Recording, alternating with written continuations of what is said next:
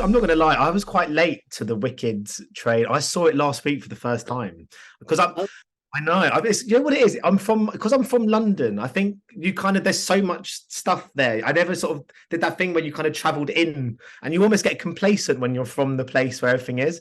But I'm so thrilled I've seen it because I thought it was absolutely brilliant. And I thought you were both excellent in it. So I'm really pleased to speak to you both today about it. Excited to be here. So it's taken you 17 years to see it. 17 years. I know. I told my mum, she was so disappointed in me as well. But the birthday performance is tomorrow. So I was going to ask, do significant milestone shows ever have any bearing on the cast? Is there ever a sense of additional pressure to make it extra special when there's that kind of title attached to one specific show? Well, I think it's just a privilege to be in something that is still so appealing to an audience of all ages. And when we look out there and see, yet another full house, it does the heart good, particularly where we've come from in the last 2 years, the dreaded Canny D. It's very special, and so when you keep hitting those milestones, for me, it's like gives you a little bit more of an adrenaline buzz.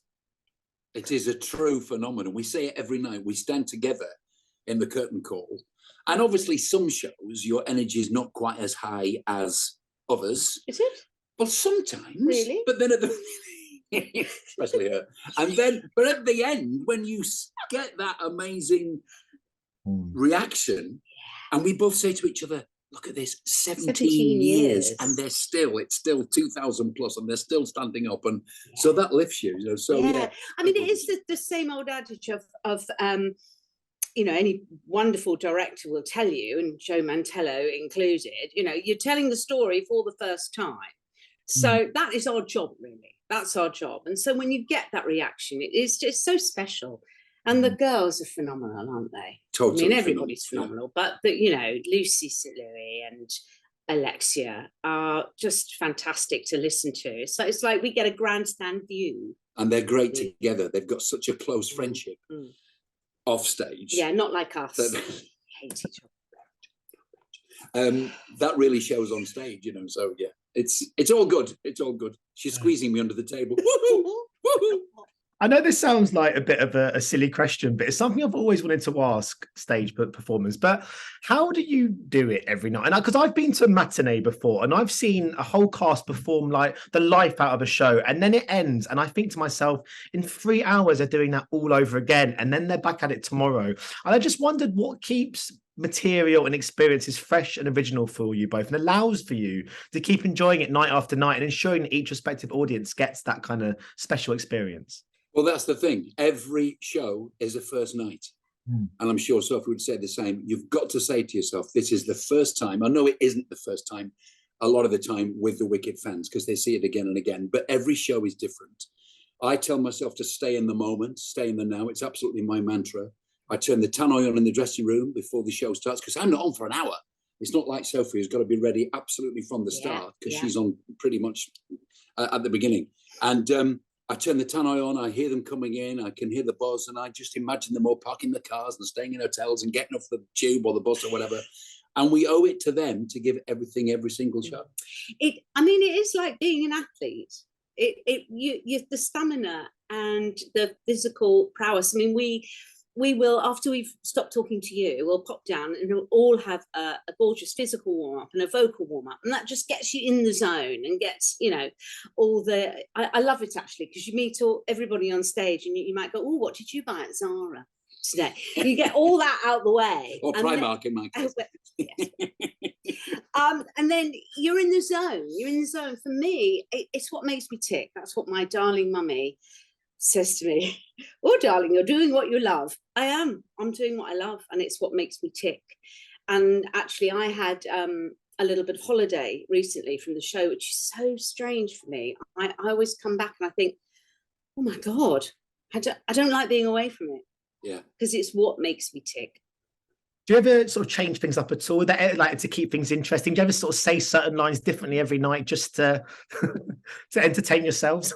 Don't really say the lines differently, but sometimes you just might try a little different inflection. You might just wait for you might put a pause in there or give it a bit of different gravitas or something just to keep it fresh, just to keep you, because we're not robots, we're not robots. You have to be spontaneous. You also have to react to a different audience, because it is absolutely true that every audience is different and they take on a collective energy. We'll come off and go, they're a bit quiet tonight, or it is amazing how 2,000 people can actually be one energy. It's quite incredible. So you have to adapt to that, and if they're a bit quiet, you maybe have to punch it out a bit more.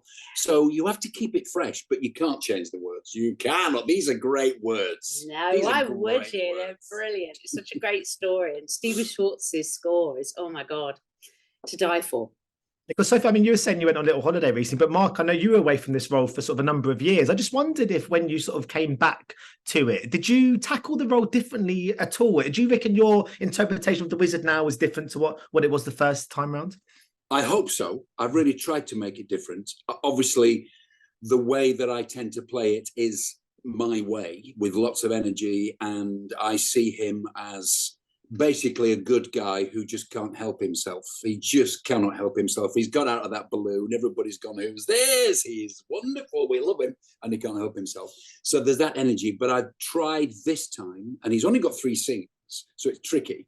I've tried this time to find a little bit of the darkness just in certain lines, or give a look that just says, okay, he's not Mr. Wonderful. So, and I think before, maybe I didn't look at that so much. And also I'm 6 years older, so you do bring something else to it. So, and I didn't think back. I very rarely think back to then. We might talk about somebody who was in it before or whatever, but I don't look back. I've tried to say this is the first time I've done it.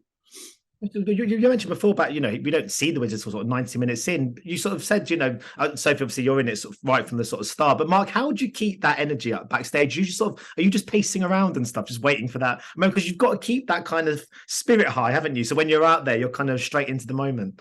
Yeah, I don't start getting ready until the start of the show. That's my way of doing it. I don't want to get ready too early. And I do have the tannoy on, not full blast, but have it on. I have a little listen to see how they're doing. And I just, I start putting a bit of makeup on and just getting the clothes on and just start thinking about it. I tend not to get too involved in, I might listen to podcasts and stuff like that, but I never read. I don't watch a TV program because I don't want to take myself away from the show. And then I go down there, and as you said, it is about an hour, and I just try and get the energy going, because they're all up there. This lot have been on, and this one gives it full blast from the start. And I try and reach that energy. So that's the challenge for me. I don't know what your challenges are, but that's the challenge for me. Yeah, no, it's great. I love it. I absolutely love it when when the orchestra starts up and the monkeys start. That's it. It's like, yep, here we go, kids. Because Sophie's down there. She's actually there from the start. I'm really She's in the wings from the start. At the Guinness, so I get to see the whole prologue, and then when and they come into Shiz, there I am, Madame Morrible. But I mean, it's such a wonderful story of embracing people's differences and actually finding the kind of good within us all. This idea that people shouldn't be kind of judged and that there's more to us, I suppose, than first might meet the eye. Is it those kind of quite timeless, kind of perennial positive messages that allow for this to have been on stage for the number of years and to keep audiences coming back every night? I think it is. I think it's phenomenal. There are a lot of messages within the show. Also, it is an incredible vehicle for 2 female leading ladies, and that is it's rare. It really is rare. And it's rare in a big musical that the 2 leading characters have no love interest with each other. I can only think off the top of my head, maybe The King and I, where you've got Anna and the King who are not in love, but there's something between them and a friendship develops. And it's the same with Glinda and Elphaba. They have this closeness. They're not in love, and at first they hate each other. They're polar opposites, but they drive the show. And for me, it's so exciting that 2 women can drive this show. It's fantastic. We want more of this. And so that's the sort of interest in it. And as you said, it's about inclusion. It's about being different, not being accepted. A lot of the people who come and see it, we meet them at stage door and they say, thank you for this show speaks to me, and I mean, it speaks to me. We've all had moments in our life when we felt out of the loop. Actors are a bit different. We're a bit different at school sometimes. Other kids, other people not haven't part of the gang. Exactly. Not so in the in crowd, but it just underlines the fact that it's okay to be different, and actually sometimes it's better to be different because it enriches you in a different way. throughout your life.